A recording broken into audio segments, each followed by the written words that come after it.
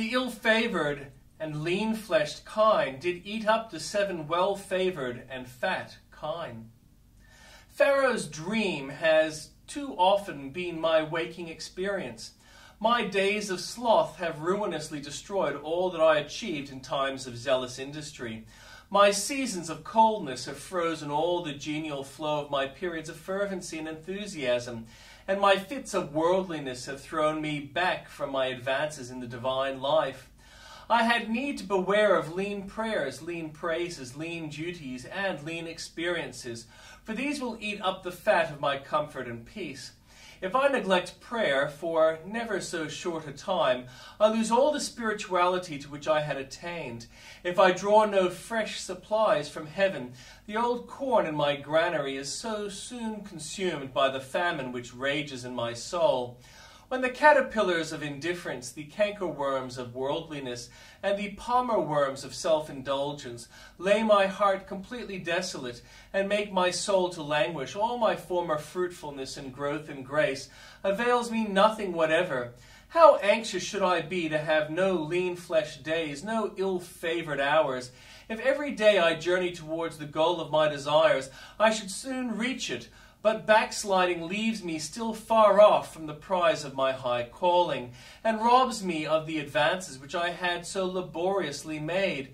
The only way in which all my days can be as the fat kine is to feed them in the right meadow, to spend them with the Lord, in his service, in his company, in his fear, and in his way. Why should not every year be richer than the past in love and usefulness and joy? I am nearer the celestial hills. I have had more experience of my Lord, and should be more like him. O Lord, keep far from me the curse of leanness of soul. Let me not have to cry, my leanness, woe unto me. But may I be well fed and nourished in thy house, that I may praise thy name. If we suffer, we shall also reign with him. We must not imagine that we are suffering for Christ and with Christ, if we are not in Christ. Beloved friend, you are trusting to Jesus only.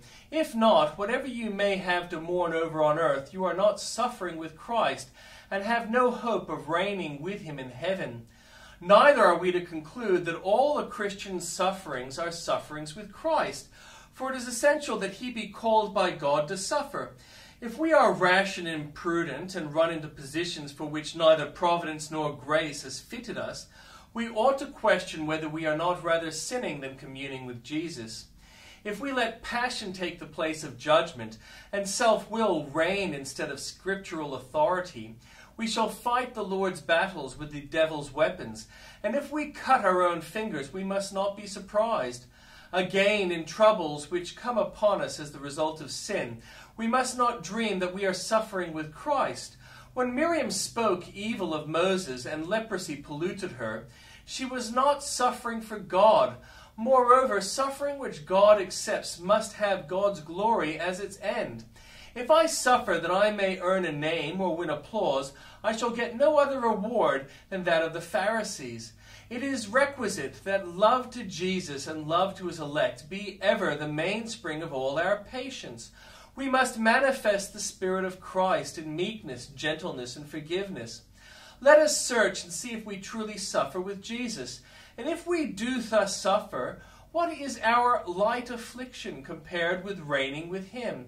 Oh, it is so blessed to be in the furnace with Christ, and such an honor to stand in the pillory with him, that if there were no future reward, we might count ourselves happy in present honor. But when the recompense is so eternal, so infinitely more than we had any right to expect, shall we not take up the cross with alacrity and go on our way, rejoicing?